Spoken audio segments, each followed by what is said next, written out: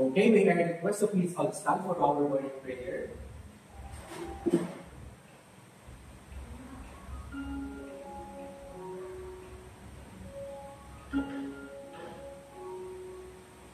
In the name of the Father, and of the Son, and of the Holy Spirit. Amen. Angel of God, my guardian dear, to whom God's love commits me here, ever this day be at my side, to light and guard, to rule and guide. Amen. Okay, good morning, grade 4. Good morning, teacher. How are you today? We're fine, teacher. Okay, did you already eat your breakfast? Yes, teacher. Okay. Did you know, class, that eating breakfast is the most important meal of the day because it boosts us our energy for our today's discussion. So always eat your breakfast, class. Yes, teacher. Okay. So now, class, do you want to sing and dance with me? Yes, teacher. Okay.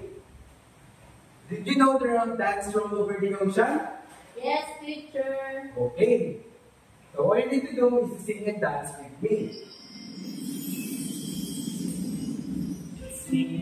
It's me who builds community. It's me who builds community.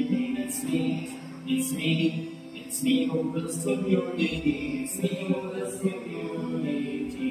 La la la.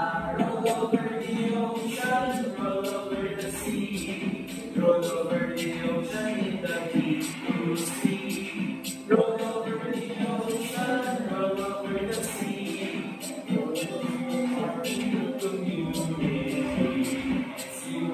It's you who builds community. It's you who builds community. It's you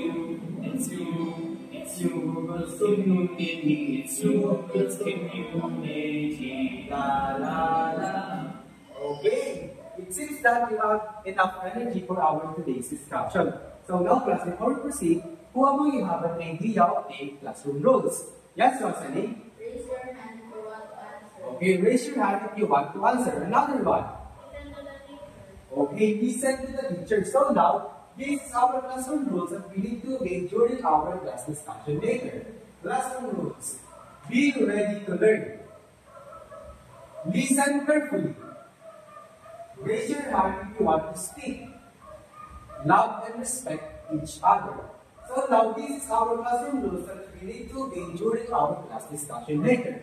So now, class, I have here some sets of words that we may encounter during our class discussion later. What you need to do is repeat after me. Points. Points. Intersect. Intersect. Parallel. Parallel. Line. Line. Perpendicular. Perpendicular. Okay, so these are the words we may encounter during our class discussion later. So now, class, before we move on to our next lesson, who among you can recall our class discussion yesterday? Yes, Rosalie? It is all about using decimal feature. Okay, our discussion yesterday is all about the using decimals. So I have here some short activity. All you need to do is to answer it. Everyone, please see the direction. Direction. Direction. Read each question. Read each question. Carefully. Carefully. Compare the decimal using greater than or less than. Compare the decimal using greater than or less than. Or equal. Write your answer clearly. Write your answer clearly. So now, class, who wants to try the first number? Yes, Rosalie?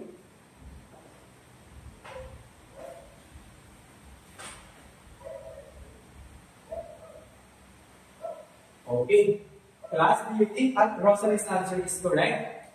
Yes, teacher. Okay, so now it seems that you really understand our class discussion yesterday. So now, I have here a picture. And all you need to do is to observe it. And after that, I will ask a question based here in our picture. Class, observe. What did you observe in the picture? Yes, Rosalie? There is a road, teacher. Okay, in this picture, there is a road. So, what did you notice on the road? Yes, Rosalie? There are lines, teacher. Okay, in the road, there are lines. So, do you think it is safe to cross the road without the guidance of your parents? No, teacher. Okay, what do you think?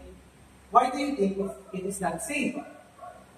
Yes, Rosalie? Because of passing vehicles, teacher. Okay, so always remember, class, that when you want to cross the road, always look to the left or right and ask for a guidance to the traffic enforcer. Is that clear, class?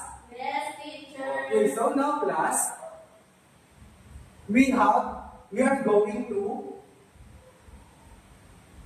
group activity. Or who among you have, before we proceed to our group activity, who among you have an idea of 8 group activity rules? Yes, Rosalie? Participate in group, teacher. Okay, participate in your group. Another one. Cooperate in your group, teacher. Okay, cooperate in your group. So all of your answers are example of a group activity rules. So now this is our group activity rules. Group activity rules. Follow the direction. Cooperate with your group mates. Stay with your group mates. Work quietly. So these are the group activity rules that you need to do during your group activity. So now, class, in your group activity, you have 5 minutes to finish your work. So class, the timer starts now. And if you're done, you may now place your group activity here in our board.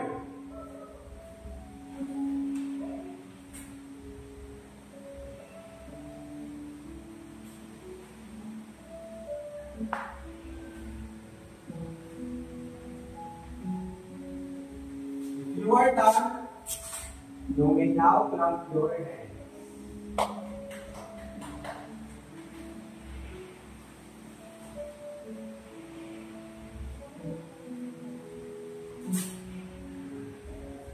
Okay. It seems that all of you are done to your group activity. So now, class, let us now check the group activity of group 1. Everyone, please read the direction. Directions. Directions. Observe the picture and answer the following question. Observe the picture and answer the following questions. Okay, so this is the picture for group 1. The first question is, what did you observe in the picture? Their answer is a road. Very good. The second question is, what line can be formed in the picture? Their answer is intersecting lines. The question number 3 is, when the R intersect in the center, what will happen? Their answer is, the R will crash. So, now, let us now give group 1 a 5 class. 1, 2, 3, 4, 5. So now let's proceed to the group activity of group 2. And what is in the direction? Direction. Direction. Observe the picture and answer the following question. Observe the picture and answer the following question. The first question is, what did you observe in the picture? Their answer is a pedestrian. Very good. The second question is, what line can be formed in the picture? Their answer is straight line or parallel line. Very good. The third one is, how many lines are there in the picture? Their answer is 7 lines. Very good. So class, let us now give group 2 a Jollibee Club. Did you know the Jollibee Club? No, teacher. Okay, I will reach first. So 1, 2, 3, 1, 2, 3, Jollibee. Is that clear, class? Yes, teacher. Okay, so let us now give group 2 a Jollibee Club. 1, 2, 3, 1, 2, 3, Jollibee. Okay, so now let's proceed to group activity of group 3. Everyone, please see the direction. Directions. Observe the picture and answer the following question. Their answer is, for the first question is, what did you observe in the picture? Their answer is a triangle. Very good. The second question is, what line can be formed in the picture? Their answer is perpendicular line. Very good. The third one is, what can you say about the sides of the triangle? The answer is there are 3 sides. Okay, very good. So, okay, class, it seems that you really understand your group activity. Please give yourself a 5 class. 1, 2, 3, 4, 5. So now, class, I am here a group. And all you need to do is to observe it. And after that, I will ask you a question. So, class, what did you observe in the picture? Yes, Rosalie? There is a ladder, teacher. Okay, there is a ladder. So, who among you has tried climbing the ladder? Yes, Rosalie? Yes, teacher, I tried climbing ladder. Okay, so do you have it in your house? Yes, teacher. So, do you think it is safe to climb a ladder? No, teacher. So, how do you say so? Because we might get fallen. Okay, so always remember that when you want to climb a ladder, always seek as a help for your parents. So now, what else can you see in the ladder? What There is- else? Yes, Rosalie? There is a line, teacher. Okay, in the ladder, there is a line. So can you point here where is the line?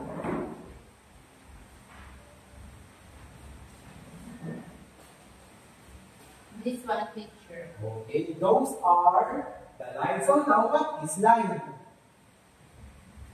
Yes, Rosalie? Teacher, line is a set of all points between and beyond 2 points. Okay, so now, based here in the ladder, what did you observe in the line of the ladder? Yes, Rosalie? There is equal line, teacher. Okay, in the ladder, there is a equal sign. Can you point here where is the equal sign, Rosalie? This one. Equal sign. This one. Okay, so can you draw?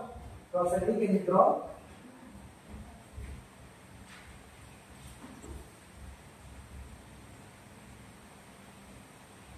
Okay, very good, Rosalie. So, what do we call the pairs of line that do not intersect even when it extended in that direction? Yes, Rosalie? Parallel line, teacher. Okay, parallel line. So, how can we describe? Oh, so what is parallel line? Yes, Rosalie? Parallel line is a line that do not intersect, teacher. Okay, everyone, please read. Parallel line is a line that do not intersect even when it is extended in either direction. Okay, so now, how can we describe and illustrate parallel line? Yes, Rosalie? We can describe and illustrate parallel line if the two lines do not intersect even when it is extended in either direction, teacher. Okay, very good. So now, class, everyone, please read. We can describe and illustrate parallel line if the two lines do not intersect even when it is extended in either direction. Okay, so now, what line that can be formed in the ladder? Parallel line. Okay, very good. So now, I have here the second picture. And what you need to do is to observe the second picture. Everyone. So what did you observe in the second picture? Yes, Rosalie? There is a road, teacher. Okay, there is a road. So now, where do we usually see a road? Rosalie? In the highway, teacher. Okay, so what can you say about the two-way or the two road here in the picture? Yes, Rosalie? It has 2 ways, teacher. Okay, so what else do you see in the road? Rosalie? There is also a line, teacher. Okay, there is a line. Can you point here where is the line?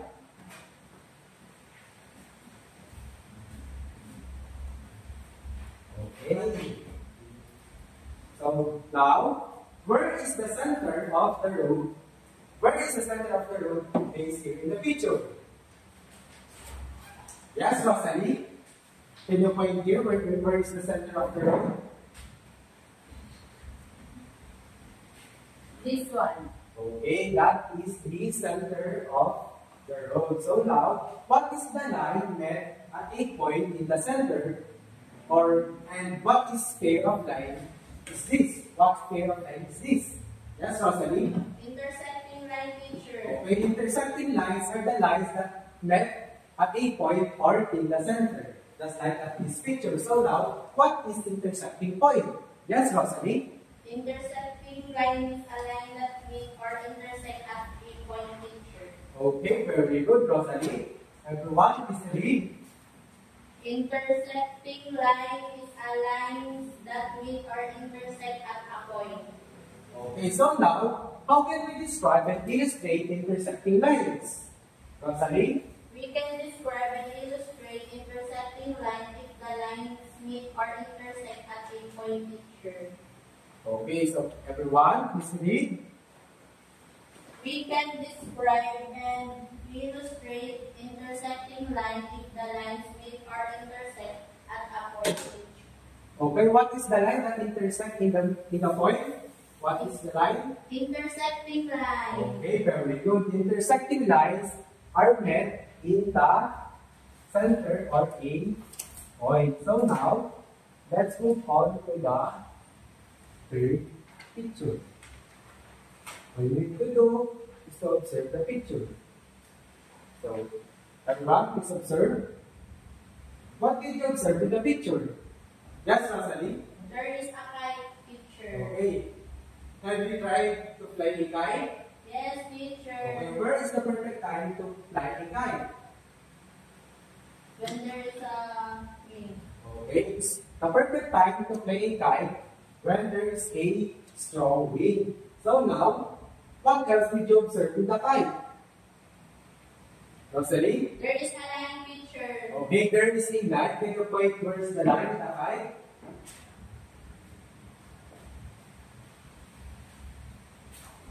This one, teacher. Okay, so now, did the line intersect also?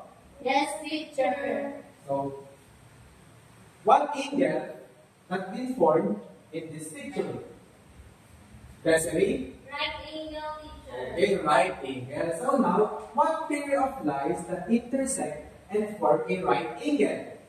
Yes, Desiree? Perpendicular line, teacher. Okay, perpendicular line. So now, what pair of line that intersect and form a right angle? Rest, Rosalie. Perpendicular line, teacher. Okay, perpendicular line. So now, what is perpendicular line?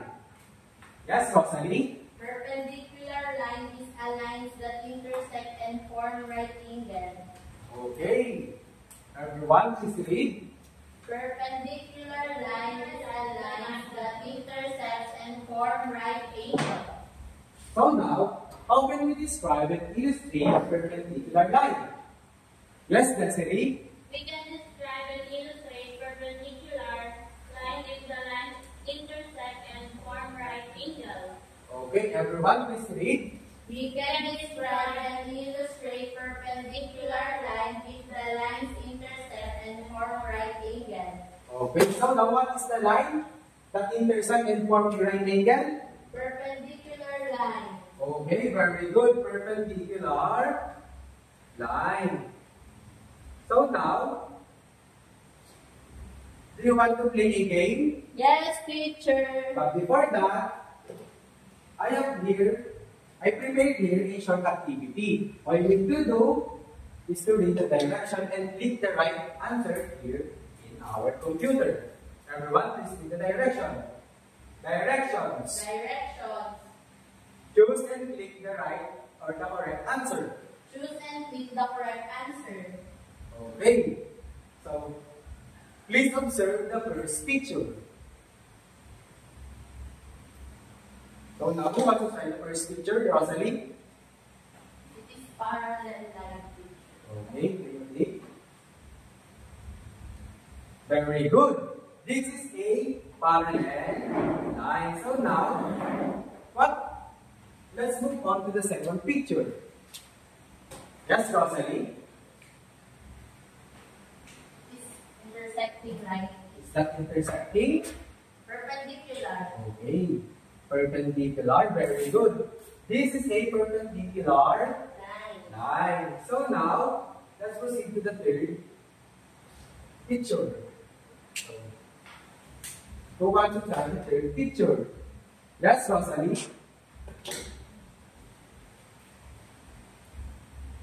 Very good. This is a intersecting line. So now, let's move on to the third picture. What is the answer to the third picture? Yes, Rosalie? Parallel line picture. Okay, parallel line. Can you read therefore the answer? Very good. This is a parallel line. So now, let's proceed to the fifth one. Who wants to try to answer? Perpendicular picture. Can you click your answer here?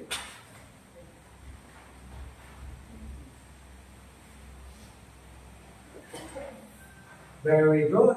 That is perpendicular line. So now class, I have a question before we proceed to our game. How can we describe and illustrate parallel line? Picture. Yes, Rosalie?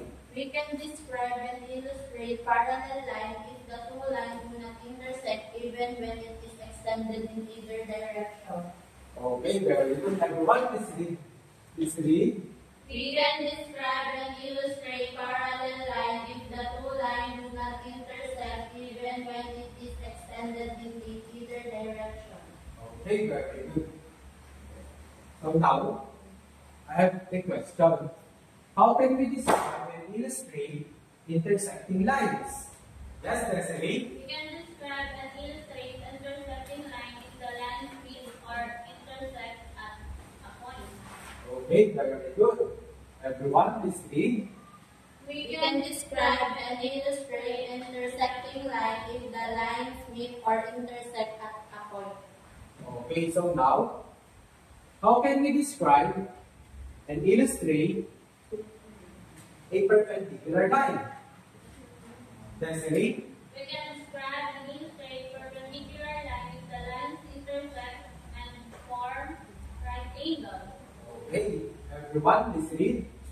We can describe and illustrate perpendicular line if the lines intersect and form right angle. Okay, very good. You want to play a game? Yes, teacher. Okay. What you need to do is to read the mechanics first. The title of our game is Line Match Up Reading. Everyone, please read. Divide the class into 2 to 3 teams. Place the diagram cards on one side of the room and the label cards on the other. One student from each team runs to grab a diagram card and brings it back. The team works together to decide the correct label. Once they agree, a team member runs to get the matching label card. Points are given for each correct match. The game continues until all cards are used, and review each answer as a class and discuss why each label is correct. Okay. So, did you understand the mechanics of our game? Yes, teacher. Okay. It seems that you really enjoy and understand our class discussion today. So, everyone, please get one more sheet of paper. Or, wait, I have prepared a short quiz. Everyone, please read the direction. Direction. Read and analyze each question and circle the correct answer. Okay, this is your short activity or short quiz. Okay. It seems that all of you already finished your quiz. So now, please get your math notebook and write your assignment. Everyone, please read the direction. Direction. Demonstrate and illustrate using the figure below. Answer the question that follow. Which pair of lines in the figure are perpendicular? Which lines in the figure are parallel to each other? What is the point of intersecting of the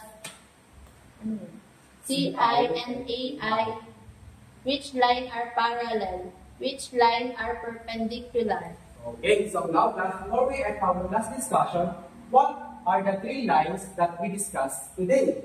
Yes, Rosalie? Parallel line, perpendicular line, and intersecting line, teacher. Okay, very good. It seems that you really understand our class discussion today.